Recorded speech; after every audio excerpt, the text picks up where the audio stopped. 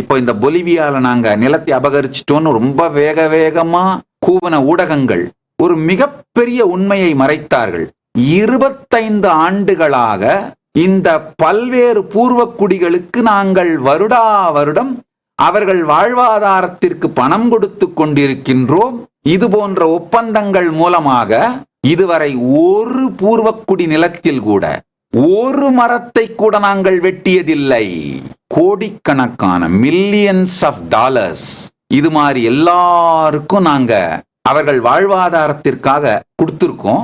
இந்த ஒப்பந்தத்தின் மூலமாக நாங்க என்ன முடிவு பண்றோம்னா, என்ன சாதிக்கிறோம்னா, அந்த இயற்கை அப்படியே பாதுகாக்கப்பட வேண்டும். அதன் மூலமாக பூமி வெப்பமடைவது தவிர்க்கப்பட்டு பூமி பாதுகாக்கப்பட வேண்டும்.